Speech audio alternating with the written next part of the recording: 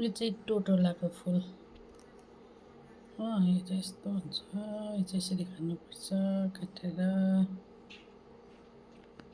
यसरी काट्नुपर्छ नि।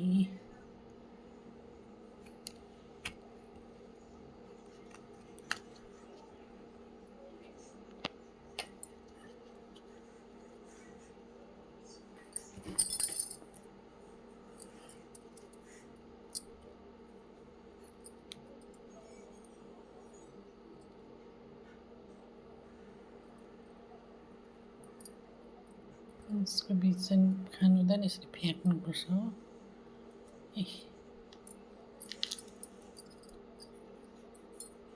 यसरी निकाल्नुपर्छ, यतानिर यसरी फ्याँक्नुपर्छ। यस्तो हुन्छ यो।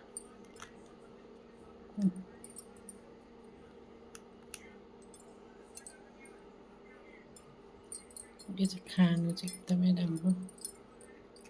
अहिलेको यो टोटोला जुन चाहिँ यो बुद्धिज्महरूले चढाउँछ नि,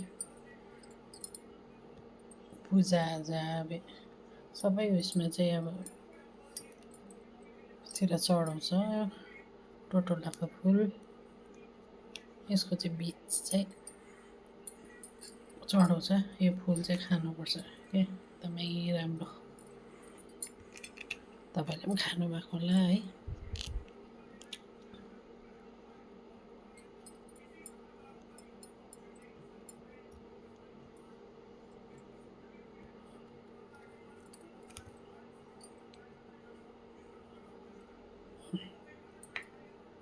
यसरी उनेर हुन्छ क्या, यसरी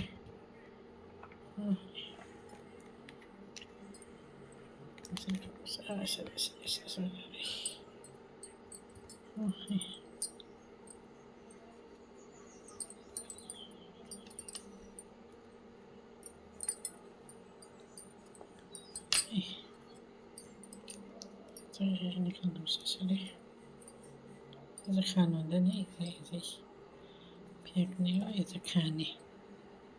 यसरी यसमा चिउरेर हुन्छ क्या, यसरी चाहिँ राख्नुहोस्। अब खानुको लागि चाहिँ तयारी छ टोटोलाको फुल। यसको हेल्थ बेनिफिट चाहिँ पुरै हुन्छ। मुडीको बिमार, डायबेटिस, हाइपरटेन्सन सबै क्या यो। बात, रोग, पित्त सबै उसमा चाहिँ डाइजेसन गर्नु हो। यो गरम महिनामा खानुको लागि चाहिँ एकदमै राम्रो।